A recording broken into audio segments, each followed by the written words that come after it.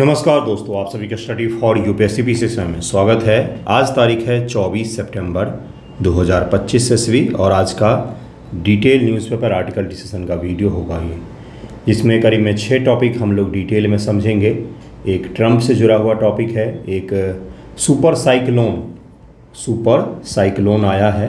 कहाँ पर आया है तो यह जापान और चीन सागर के करीब में आया है और ताइवान और हांगकांग जैसे देश जो हैं वो इससे प्रभावित हो रहे हैं। दक्षिण पूर्व एशिया के देश प्रभावित होंगे। सुपर साइक्लोन इसको कहा जा रहा है, तो इसको भी हम लोग देखेंगे। ओके, इसी तरह से और भी टॉपिक होंगे, जैसे UNGA United nation general assembly में कल ट्रंप का भाषण था। वहाँ पर उसने सीधा सा एक ही चीज़ बोला कि भारत और चीन जो है वो रूस और यूक्रेन युद्ध की फंडिंग कर रहे हैं। तो इस प्रकार के टॉपिक को भी हम लोग देखेंगे। शुरू करते हैं पहले टॉपिक से। देखिए आज का पहला टॉपिक क्या है, हेडलाइन भी देखिए, इसको भी हम लोग डिटेल में कवर करने वाले हैं।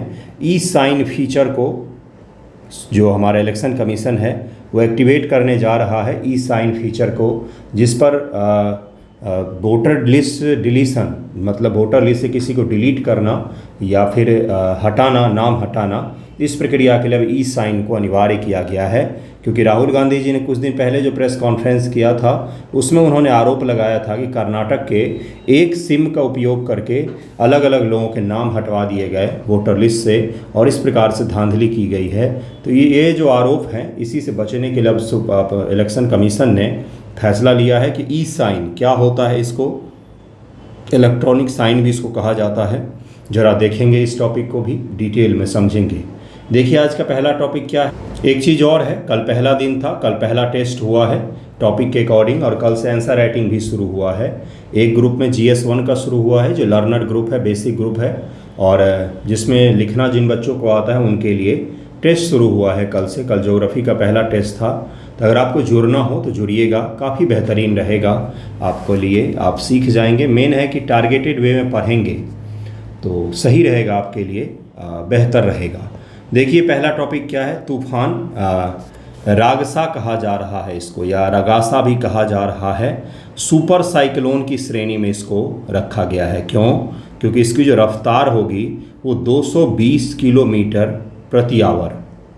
अब ज़रा इमेजिन कीजिए, 220 किलोमीटर प्रति घंटे की रफ्तार से हवा चलेगी तो कितना तेज़ यह तूफान होने वाला है। तो ये कहाँ पर, तो हांगकांग में वहाँ की सरकार ने चेतावनी जारी की, लोगों को घर में रहने की सलाह दी गई है और सभी चीज़ों को बंद कर दिया गया है। तूफान रागासा भी इसको कहा जा रहा है, रागसा भी कहा जा रहा है, अलग अलग नाम है।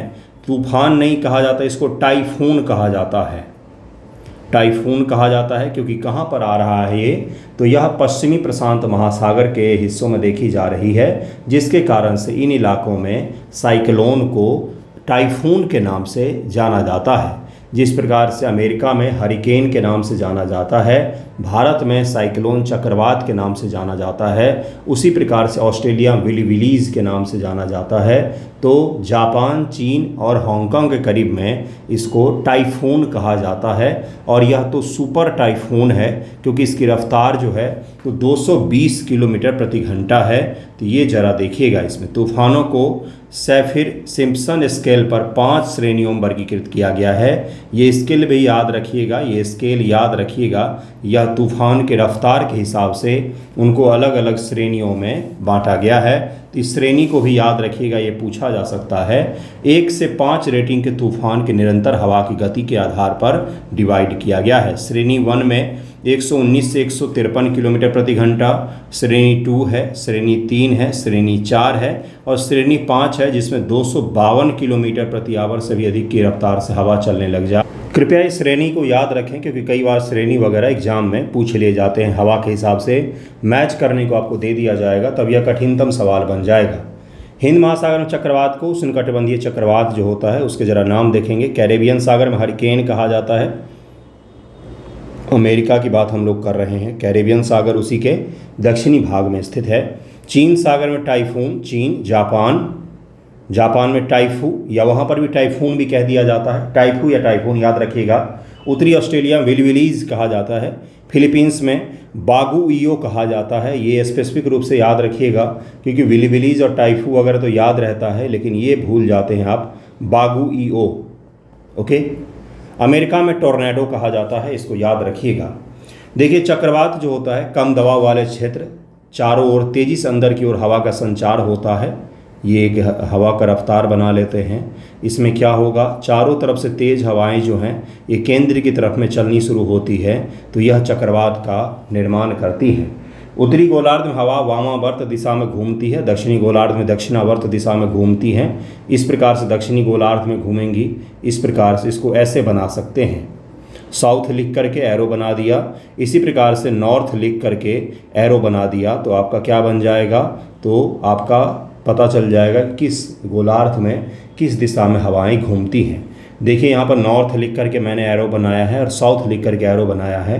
कृपया याद रखें, स्टेटमेंट बना करके कई बार यूपीएससी ने पीटी एग्जाम में पूछा है कि किस जो गोलार्ध है उसमें किस दिशा में हवाएं चलती हैं चक्रवात की, ये पूछा गया है।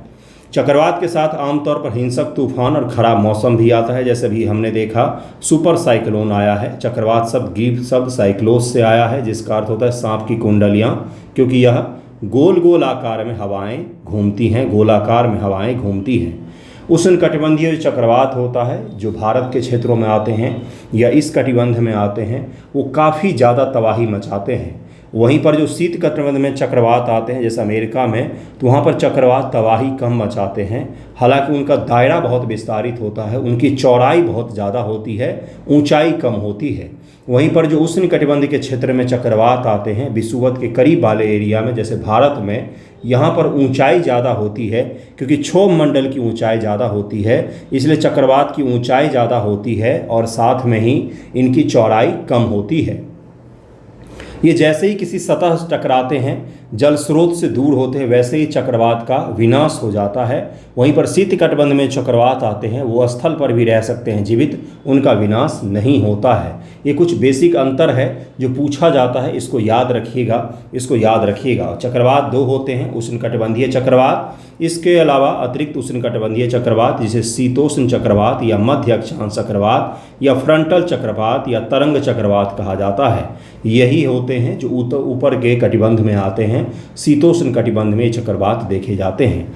चक्रवात कभी भी, साइक्लोन कभी भी 0 डिग्री विषुवत पर नहीं आएगा, क्योंकि यहाँ पर कोरियोलिस बल का अभाव होता है और कोरियोलिस बल के अभाव के कारण से इनको रफ्तार नहीं मिल पाएगा, ये गोल गोल घूम नहीं पाएंगे, जिसके कारण से विषुवत के एरिया में कभी भी साइक्लोन नहीं देखा जाता है। विषुवत के उत्तर और दक्षिण के क्षेत्र में ही साइक्लोन आएगा, विषुवत पर कभी भी साइक्लोन नहीं आ सकता है। विश्व मौसम विज्ञान संगठन उष्णकटिबंधीय चक्रवात शब्द का प्रयोग मौसम प्रणालियों के लिए करता है जिनमें हवा की गति गैल फोर्स न्यूनतम 63 किलोमीटर प्रति घंटा से अधिक होती है, वहीं पर उपयोग किया जाता है WMO के द्वारा। उष्णकटिबंधीय जो चक्रवात होते हैं यह कर्क से मकर रेखा के बीच में उत्पन्न होंगे, अर्थात 23.5 डिग्री नॉर्थ से लेकर के 23.5 डिग्री साउथ तक में यह उत्पन्न होंगे, लेकिन 0 डिग्री पर उत्पन्न कभी भी नहीं हो सकते हैं। और इसके ऊपर जो होते हैं उनको शीत कटिबंधीय चक्रवात कहा जाता है। समशीतोष्ण क्षेत्र में उत्पन्न होते हैं, ध्रुवीय क्षेत्र में भी चक्रवात देखे जाते हैं। तो कृपया चक्रवात के बारे में बेसिक जानकारी याद रखिए। अब एक चीज़ और है यहाँ पर छोटा सा कि चक्रवात के बनने के लिए परिस्थितियाँ क्या क्या चाहिए होती है। तो समुद्र का तापमान 27 डिग्री सी से अधिक तापमान होना ही चाहिए, विशाल समुद्री सतह होना चाहिए। 27 डिग्री सी से कम तापमान अगर होगा तो अर्थात ठंडा जल है और ठंडे जल में वाष्पीकरण नहीं हो पाएगा, जिसके कारण से चक्रवात यहाँ पर कभी भी नहीं बन पाएंगे।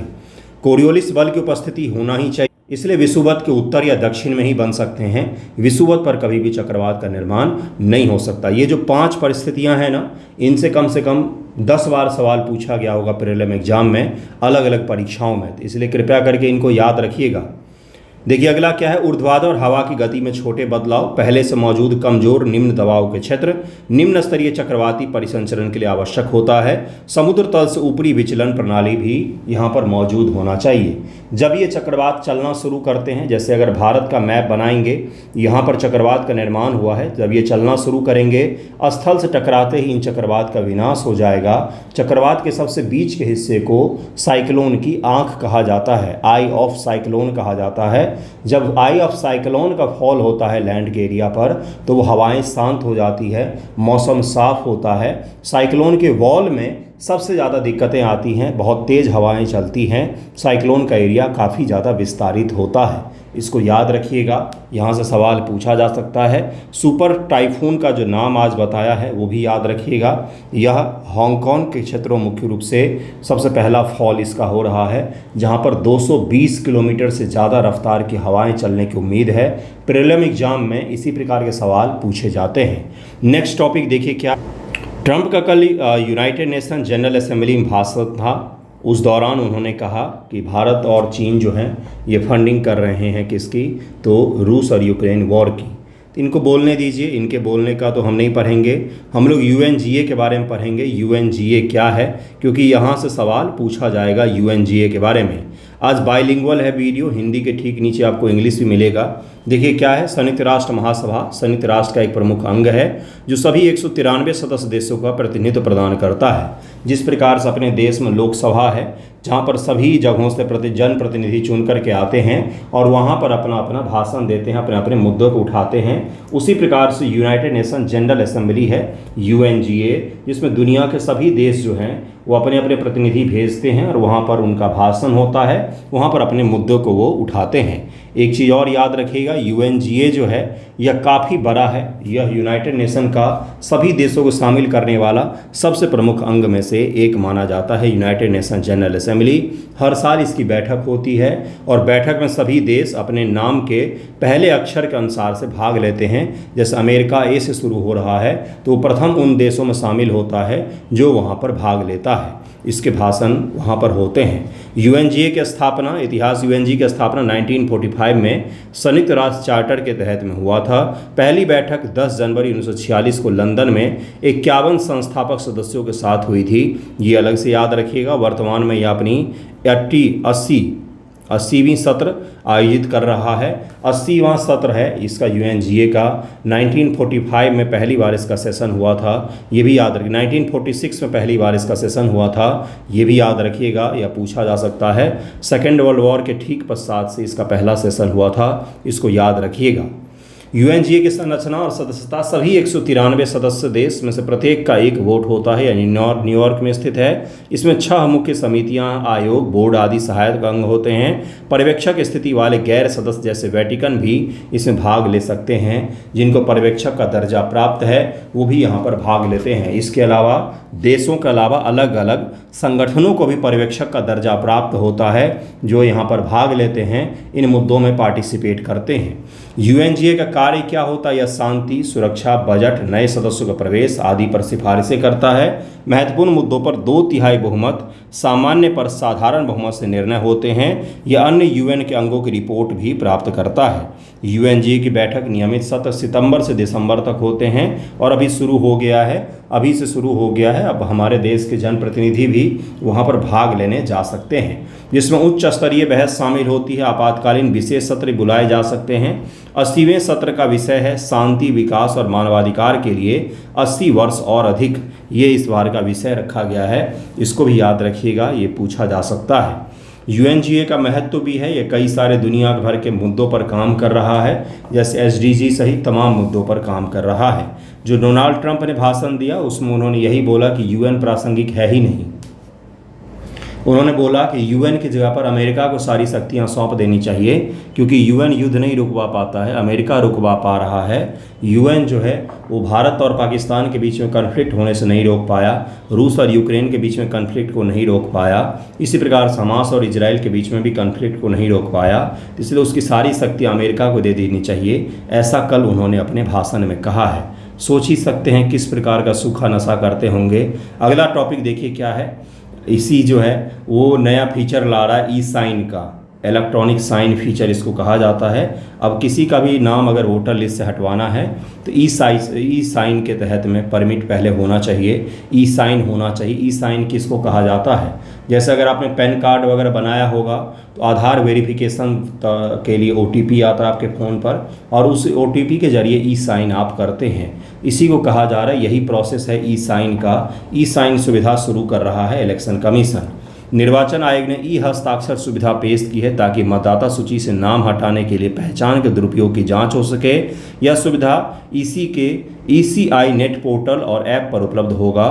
ECI नेट पोर्टल जो है इलेक्शन कमीशन का, और ऐप जो है उसका, उस पर उपलब्ध किया जाएगा ताकि किसी का भी नाम हटाने से पहले ई साइन प्रक्रिया के जरिए वेरिफिकेशन किया जा सके कि जिसका नाम हटाया जा रहा है क्या वह सही है या गलत है। लेकिन इसके लिए फिर आपको हर आईडी से, हर वोटर आईडी से फ़ोन नंबर को कनेक्ट करना पड़ेगा या तो फिर आधार को कनेक्ट करना पड़ेगा, तभी जाके ई साइन की प्रक्रिया पूरी हो पाएगी।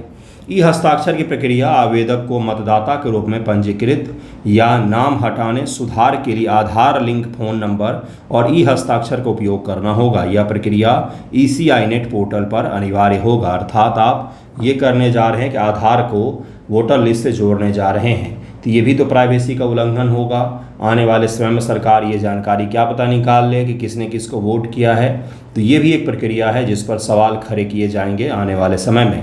पहचान सत्यापन का उद्देश्य ई हस्ताक्षर से यह सुनिश्चित होगा कि आवेदक वही व्यक्ति है जिसके नाम पर कार्रवाई की जा रही है। यह फर्जी पहचान के दुरुपयोग को रोकता है, जो आजकल के आलंद जो और कई सारे विधानसभाओं में देखा गया है। जो नेता प्रतिपक्ष हैं, लीडर ऑफ अपोजिशन, उन्होंने आरोप भी लगाया है कि वोट चोरी किया गया है, लोगों के नाम हटा दिए जाते हैं, किसी भी तरह के लोगों के नाम जोड़ दिए जाते हैं, एक ही आदमी के नाम 4-4 जगहों पर जोड़ा जाता है और इस प्रकार से वोटर लिस्ट में फर्जीवाड़ा हो रहा है, ऐसा आरोप लगाया उन्होंने। इस प्रकार के आरोपों से निपटने के लिए ये जो है इलेक्शन कमीशन ऑफ इंडिया, उसने इस प्रक्रिया को शुरू किया है। कई सारे बच्चे PDF के लिए पूछते रहते हैं। आप कोई भी आंसर राइटिंग वगैरह ज्वाइन करते हैं तो वहाँ पर आपको PDF मिल जाता है।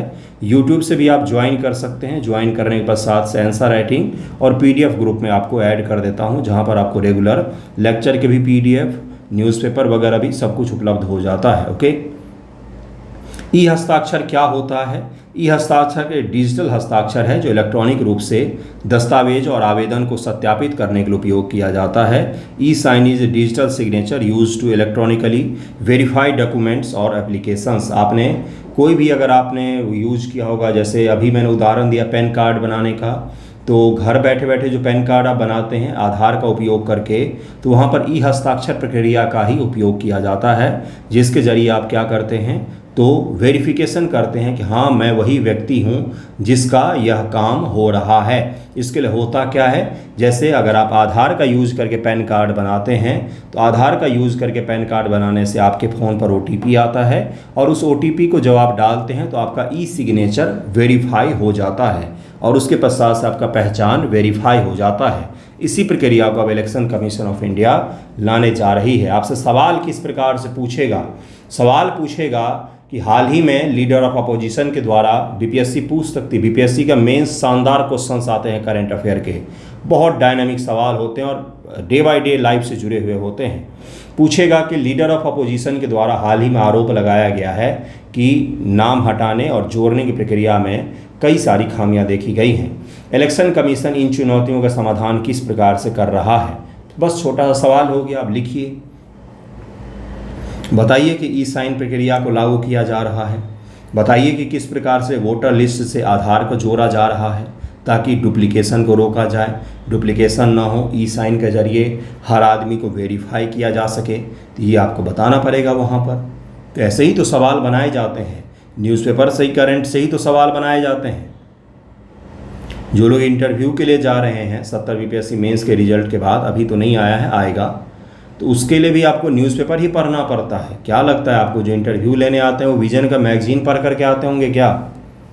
वो तो अच्छे खासे प्रोफेसर लोग होते हैं या फिर अधिकारीगण होते हैं, तो वो तो न्यूज़पेपर पढ़ के आते हैं, वो न्यूज़पेपर से ही पूछेंगे आपसे। तो इसलिए जो इंटरव्यू के लिए भी सोच रहे हैं, कृपया न्यूज़पेपर को डे बाय डे पढ़ना शुरू कीजिए, खुद से भी पढ़िए जो लोग इंटरव्यू देने जा रहे हैं, क्योंकि वहीं से सवाल पूछा जाएगा आपसे, है ना। ई हस्ताक्षर का उपयोग फर्जी पहचान के दुरुपयोग को रोकना, मतदाता सूची से नाम हटाने, पंजीकरण में पारदर्शिता को सुनिश्चित करना है और इसीलिए इलेक्शन कमीशन ऑफ इंडिया इसका उपयोग करने जा रही है। मोहनजोदारो की ये डांसिंग गर्ल है, इसका रेप्लिका रखा हुआ था नेशनल म्यूजियम दिल्ली में और यह रेप्लिका जो है, इसका फोटोकॉपी जो है वो चोरी हो गया। रेप्लिका, इसी प्रकार का एक छोटा सा मूर्ति बना करके रखा गया था। 10 इंच का यह मूर्ति है और यह चोरी हो गया था, जिसमें प्रोफेसर को बुक किया गया है, उनके ऊपर में FIR किया गया है। इसको ज़रा देखेंगे कि यह नर्तकी की मूर्ति जो है, इस मूर्ति को काफ़ी खास माना जाता है। इसलिए खास माना जाता है क्योंकि इस मूर्ति का जो एक्सपोजर है वो काफ़ी ज़्यादा है और बड़ी बिंदास खड़ी है। यह महिला है, इनके शरीर पर कोई भी वस्त्र नहीं है और अलग अलग इतिहासकारों ने अलग अलग एंगल से इसको बताने का प्रयास किया है। तो हमें तो मुख्य रूप से देखना है फैक्ट, PT फैक्ट के रूप में, क्योंकि अब मेंस में नहीं पूछा जाएगा आपसे। PT फैक्ट के रूप में जो पूछा जाता है कि यह कहाँ से प्राप्त हुआ है, किसने इसको प्राप्त किया था, बस यही 2 चीज़ आपसे पूछा जाता है। देखिए खोज क्या है। इसकी खोज 1926 में ब्रिटिश पुरातत्वविद अर्नेस्ट मैके के द्वारा मोहनजोदारो के HR एरिया में एक छोटे से घर के खंडहर में की गई थी। अर्नेस्ट मैके हैं, इतिहासकार रहे, पुरातत्वविद रहे हैं और इन्होंने ही 1926 ईस्वी में मोहनजोदारो से इस मूर्ति को खोजा था। और यह मूर्ति जो है यह कांसे की बनी हुई है और लुप्त मोम तकनीक, इसको लॉस्ट वैक्स कास्टिंग मेथड कहा जाता है। कास्टिंग के अलग अलग मेथड पढ़े होंगे आपने केमिस्ट्री में, मेटलर्जी में पढ़ा होगा। उस कास्ट जो लॉस्ट वैक्स मेथड होता है, यह क्या होता है, तो मोम की मूर्ति बना लीजिए। मोम की मूर्ति के चारों तरफ मिट्टी का बड़ा सा आप एक स्ट्रक्चर नुमा उस पर थोप दीजिए। उसके पश्चात उसको गर्म करेंगे। गर्म करने पर मोम बाहर आ जाएगा और उसमें हम लोग फिर पिघला हुआ मेटल जो है वो डाल देंगे तो वह मूर्ति का शेप ले लेगा। इसी को कहा जाता है लॉस्ट वैक्स कास्टिंग मेथड कहा जाता है, लुप्त मोम तकनीक कहा जाता है। आज भी यह यूज होता है, आज भी बड़े पैमाने पर उपयोग होता है। छोटे छोटे मूर्तियाँ बनाने के लिए इसी मेथड का उपयोग किया जाता है। आज भी यह काफ़ी ज़्यादा उपयोग होता है, तो इसको याद रखिएगा। मुख्य रूप से ये फैक्ट आपको याद रखना है। देखिए, और जो अर्नेस्ट मैके के द्वारा प्राप्त किया गया था, जॉन मार्शल के नेतृत्व में खुदाई चल रही थी, अर्नेस्ट मैके के द्वारा इसको प्राप्त किया गया था मोहनजोदड़ो से। कांसे की यह मूर्ति है, काफ़ी ज़्यादा प्रचलित है यह, इसको याद रखिएगा।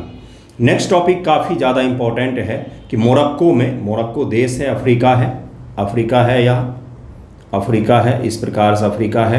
अफ्रीका के यहाँ पर आपको उत्तर पश्चिम के बिल्कुल कॉर्नर एरिया पर दिखेगा मोरक्को देश। मोरक्को और स्पेन के बीच में ही जिब्राल्टर की जल संधि आती है, जो जल संधि भूमध्य सागर और अटलांटिक महासागर को जोड़ती है, उत्तरी अटलांटिक को जोड़ती है।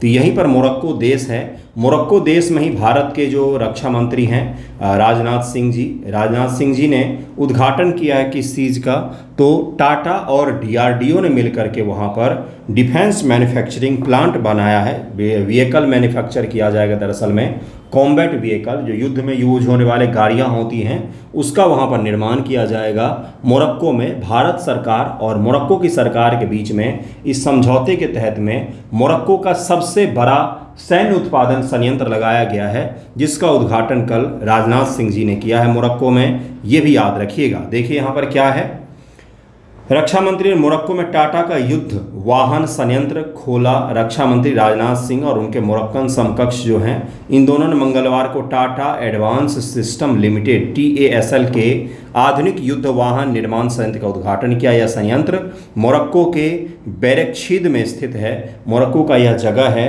जहां पर यह संयंत्र स्थित है और वहां पर उत्पादन किया जाएगा आर्मर व्हीकल का, जो कॉम्बैट व्हीकल होते हैं उनका वहां पर उत्पादन किया जाएगा। युद्ध में यूज होने वाली गाड़ियां जो होती हैं वो अलग प्रकार से बनाई जाती हैं, उसका वहां पर प्रोडक्शन शुरू किया जाएगा। अगले महीने से उम्मीद की जा रही है कि यह प्रोडक्शन अच्छे से शुरू हो जाएगा और सप्लाई भी शुरू हो जाएगी। मोरक्को का अभी तक का सबसे बड़ा रक्षा उत्पादन का संयंत्र है, जो भारत सरकार, DRDO भारत सरकार हो गया, और टाटा और उसके अलावा मोरक्को गवर्नमेंट के बीच में जो समझौता हुआ है उसी के तहत में इसको बनाया जा रहा है। साझेदारी का महत्व क्या है, तो संयंत्र टाटा और भारत के रक्षा अनुसंधान विकास संगठन DRDO के बीच में संयुक्त रूप से डिजाइन किया गया है। यह भारत मोरक्को रक्षा सहयोग का एक महत्वपूर्ण कदम है, जिसके तहत में इसको बनाया जा रहा है। प्रारंभिक डिलीवरी अगले महीने शुरू हो जाएगा, ऐसा माना जा रहा है, और पूरे दुनिया भर में यहाँ से उत्पादित वाहनों को बेचा जाएगा। तो इसको याद रखिएगा, छोटा सा टॉपिक था यह। अब जरा मोरक्को का मैप हम लोग देख लेंगे। देखिए यहाँ पर वेस्टर्न सहारा का रीजन है, ऑक्युपाइड बाय मोरक्को इसको कहा जाता है। ये अटलांटिक ओशियन है। यहाँ पर जिब्राल्टर की जल संधि आपको दिखेगा, जिब्राल्टर की जल संधि दिखेगा यहाँ पर आपको। यह अल्जीरिया है, यह अल्जीरिया है, यह अल्जीरिया है। यहाँ पर आपको मॉरिटानिया नामक देश दिखेगा, मॉरिटानिया नामक देश दिखेगा। मोरक्को में कौन सा पर्वत है, कौन सा पठार है भाई? तो एटलस, एटलस का पर्वत जो आप सुनते हैं एटलस, वो यहीं पर स्थित है, अफ्रीका के इसी रीजन में स्थित है। एटलस की सबसे ऊंची चोटी का नाम बताइएगा मुझे, क्योंकि प्रीलिम एग्ज़ाम से पहले जो प्रैक्टिस सेशन मैंने लिया था अफ्रीका का, उसमें मैंने एटलस के बारे में, माउंट एटलस के बारे में डिटेल में पढ़ाया था, इसलिए उसके बारे में आप मुझे बताएंगे। इसको ज़रूर ही याद रखिएगा। मोरक्को को कहाँ पर स्थित है? मोरक्को का कैपिटल तो आपको पता ही होगा, क्या है कैपिटल इसका? रबात इसका कैपिटल है, जो समुद्र के किनारे स्थित है, ये भी याद रखना है। अटलांटिक महासागर के तट पर रबात जो है वो इसका कैपिटल स्थित है। रबात के बारे में यूपीपीएससी प्रीलिम एग्जाम 2020 ईस्वी में पूछा गया है, मैच करने के लिए आपको दिया गया था, जिस दौरान इसके बारे में पूछा गया है, तो ये भी याद रखिएगा। नेक्स्ट टॉपिक पर हम लोग चलते हैं, अगला तो कोई टॉपिक ही नहीं है, ख़त्म हो गया, तो मोरक्को के बारे में भी याद रखिएगा। आज का वीडियो यहीं पर एंड होता है। थैंक यू सो मच आप सभी का वीडियो देखने के लिए।